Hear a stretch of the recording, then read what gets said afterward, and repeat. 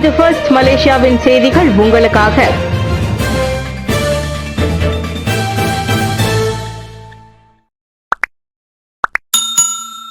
WYIE 2026 அனைத்துலக புத்தாக்க கண்டுபிடிப்பு அரங்கில் கிண்டாரா தோட்ட தமிழ்ப்பள்ளி மாணவர்கள் அசாத்திய சாதனை, விக்னேஸ்வரன் பாராட்டு.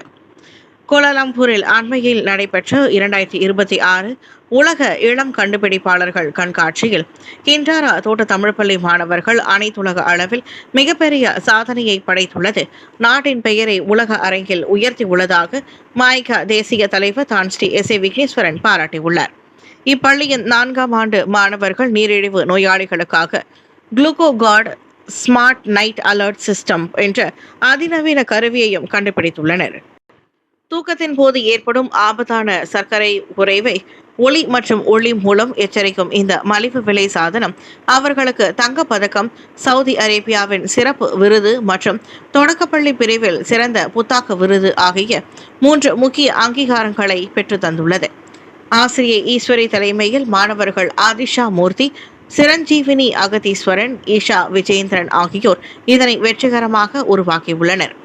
மாணவர்களின் இந்த அசாத்திய சாதனைக்கும் அவர்களை தயார்படுத்திய ஆசிரியர் மற்றும் பள்ளி நிர்வாகத்திற்கும் விக்னேஸ்வரன் தனது மனமார்ந்த வாழ்த்துக்களையும் தெரிவித்துள்ளார்.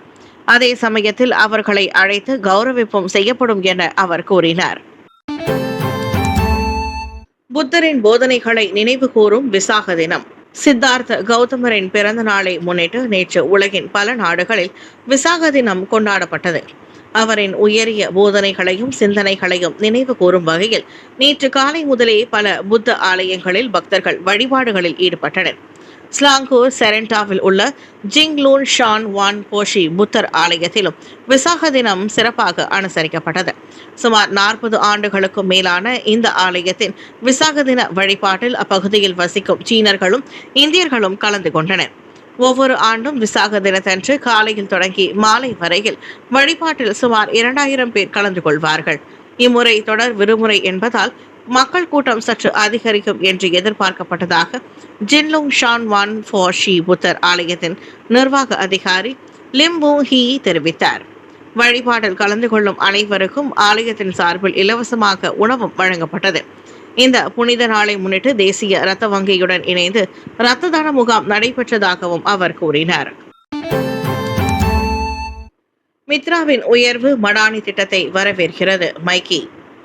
B40 மற்றும் M40 பிரிவுகளை சேர்ந்த இந்திய தொழில் முனைவோர் தங்கள் வியாபாரங்களை விரிவுபடுத்தும் வகையில் மலேசிய இந்திய உருமாற்று பிரிவான மித்ராவின் கீழ் அறிமுகப்படுத்தப்பட்ட உயர்வு மடானி எனும் புதிய நிதியுதவி திட்டம் உதவும் என்று நம்பப்படுகிறது.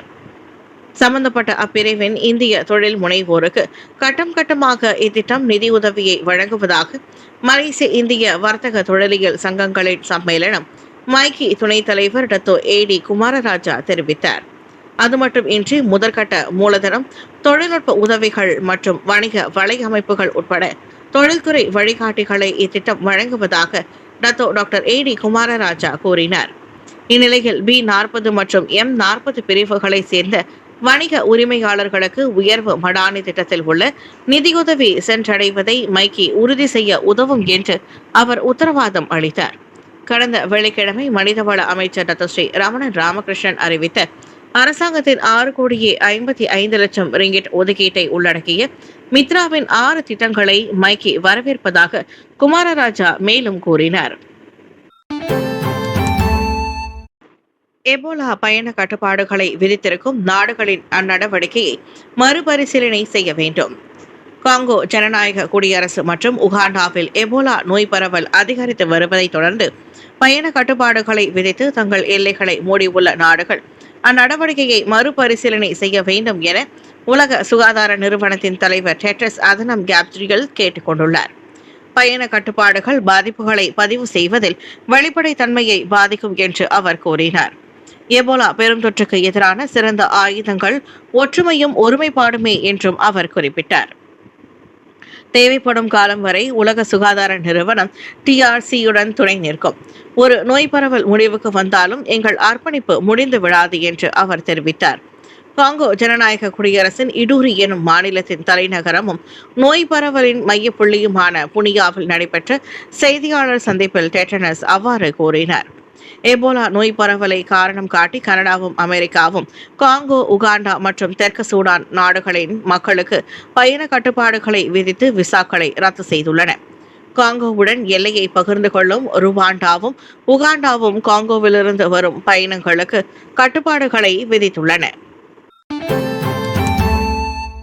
சோதனை நடவடிக்கையில் 209 சம்மன்கள் வெளியிடப்பட்டன.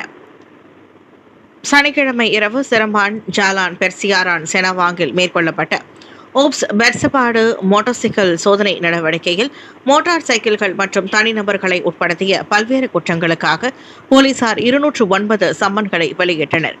இரவு மணி 10க்கு தொடங்கி 6 மணி நேரத்திற்கு மேல் நீடித்த அச்சோதனை நடவடிக்கையில் சாலை குண்டர்களின் குற்ற செயல்கள் நிகழ்வதாக சந்தேகிக்கப்படும் இடங்களை குறிவைத்து 322 சோதனைகள் மேற்கொள்ளப்பட்டதாக சிரமான் மாவட்ட போலீஸ் தலைவர் ஏசிபி முகமது யாத்திம் ஓஸ்மான் தெரிவித்தார். மொத்தம் 20 வாகனங்கள் பறிமுதல் செய்யப்பட்டன. பின்னர் மிகவும் அபாயகரமான மோட்டார் சைக்கிள் ஒன்றை கண்டறிந்தோம். அது தொடர்பில் 6 கைது செய்யப்பட்டதோடு வாகனங்களும் பறிமுதல் செய்யப்பட்டன. அதேபோல் மது அருந்திவிட்டு மோட்டார் சைக்கிளை செலுத்தியவர்களும் உள்ளனர். மது போதையில் இருந்த ஒரு மோட்டார் சைக்கிள் ஓட்டுநர்களையும் கண்டறிந்தோம். பின்னர் 117 மோட்டார் சைக்கிள்களும் 44 மோட்டார் கார்களும் பறிமுதல் செய்யப்பட்டன என்றார் அவர். மித்ராவின் 65.5 மில்லியன் ரிங்கிட் புதிய வியூக திட்டங்கள். மலேசிய இந்திய இளைஞர் மன்றம் வரவேற்பு. மலேசிய இந்திய சமூகத்தின் மேம்பாட்டுக்காக மித்ராவின் கீழ் 65.5 மில்லியன் ரிங்கிட் மதிப்பில் 6 புதிய திட்டங்களை அறிவித்துள்ள மடானி அரசாங்கத்திற்கு மலேசிய இந்திய இளைஞர் மன்றம் தனது முழு ஆதரவையும் பாராட்டுகளையும் தெரிவித்துள்ளது. இந்திய சமூகம் நாட்டின் பிரதான வளர்ச்சி பாதையிலிருந்து விட்டுவிடக் கூடாது என்பதில் அரசாங்கம் உறுதியாக இருப்பதை இந்த அறிவிப்பு காட்டுவதாக மன்றத்தின் தேசிய தலைவர் தனேஷ் பசில் தெரிவித்துள்ளார். குறிப்பாக B40 பிள்ளைகளுக்கான செலிக் மடானி ஆரம்ப கல்வி மானியம் மற்றும் கல்வி மடானி இலவச டியூஷன் திட்டங்கள் வறுமை சங்கிலியை உடைக்க உதவும் என அவர் சுட்டிக்காட்டினார். தவிர B40 மற்றும் M பிரிவினருக்கான 50,000 ரிங்கிட் வரையிலான உயர்வு மடானி தொழில் முனைவோர் திட்டத்தையும் மன்றம் வரவேற்றுள்ளது. நாடு முழுவதும் 123 கிளைகளை கொண்டுள்ள தங்களது மன்றம் இத்திட்டங்களை அடிமட்ட அளவில் கொண்டு சேர்க்க மித்ராவுடன் இணைந்து பணியாற்ற தயாராக உள்ளதாக தனேஷ் பசில் கூறினார். இளைஞர்களின் பொருளாதார முன்னேற்றத்திற்கு இந்த புதிய திட்டங்கள் பெரும் உந்து சக்தியாக அமையும் என எதிர்பார்க்கப்படுகிறது. NSM ரத்து. நார்வே தற்காப்பு அமைச்சர் மன்னிப்பு கோரினார். மலேசியாவிற்கான NSM எனப்படும் கடற்படை தாக்குதல் ஏவுகணையின் ஏற்றுமதி உரிமத்தை ரத்து செய்த தமது அரசாங்கத்தின் முடிவிற்காக நார்வேயின் தற்காப்பு அமைச்சர் டோர் ஓ சாண்ட்விக் மன்னிப்பு கோரியுள்ளார். நேற்று சிங்கப்பூரில் நடைபெற்ற 23வது IISS ஷாங்க்ரி லா உரையாடலின் போது ஒரு பகுதியான இருதரப்பு சந்திப்பில் அவர் மன்னிப்பு கோரியதாக தற்காப்பு அமைச்சர் doctor Shri Mohammed Khalid Norton தெரிவித்தார். ரத்து செய்ய நார்வே அரசாங்கம் எடுத்த முடிவிற்கான காரணங்களையும் விவரங்களையும் சாண்ட்விக் விவரித்ததாக காலிட் நார்டன் கூறினார். நார்வே தற்காப்பு அமைச்சர் மன்னிப்பு கோரியுள்ளார். ரத்து செய்யப்பட்டதற்கான காரணங்களை நாம் ஏற்றுக்கொள்ளும் வகையில் அவர் கூறியுள்ளார். இது உண்மையானதா அல்லது புனையப்பட்டதா என்பது தெரியவில்லை. அவர்கள் உண்மையிலேயே NSM ஏற்றுமதி உரிமத்தை விரும்பவில்லையா அல்லது அதை ரத்து செய்துள்ளார்களா என்பது தெரியவில்லை என்றார் அவர். தனது நாட்டின் பாதுகாப்பை கருத்தில் கொண்டு மலேசியாவிற்கான NSM உட்பட கப்பல் மற்றும் தரைவழி தாக்குதல் ஏவுகணை செயல்முறைக்கான ஏற்றுமதி உரிமம் ரத்து செய்யப்படுவதாக நார்வே முன்னதாக அறிவித்திருந்தது. ஹார்முஸ் நீரிணையின் நிர்வாகத்தில் தலையிடும் தரப்பினர் மீது தாக்குதல். ஈரான் எச்சரிக்கை. ஹார்முஸ் நீரிணையின் நிர்வாகத்தில் தலையிடவோ அல்லது கடல்வழி போக்குவரத்தை சீர்குலைக்கவோ முயற்சிக்கும் எந்தவொரு இராணுவ கப்பலும் அந்நாட்டின் ஆயுத படைகளால் குறிவைக்கப்படும் என்று ஈரான் எச்சரித்திருக்கிறது. ஆயுத படைகளுக்கும் இஸ்லாமிய புரட்சிகர பாதுகாப்பு படைகளுக்கும் இடையிலான நடவடிக்கைகளை ஒருங்கிணைக்கும் அந்நாட்டின் மிக உயர்ந்த கூட்டு இராணுவத்தின் தலைமையகமான கதாம் அல் அன்பினியா தலைமையகத்தில் இந்த எச்சரிக்கை வெளியிடப்பட்டது.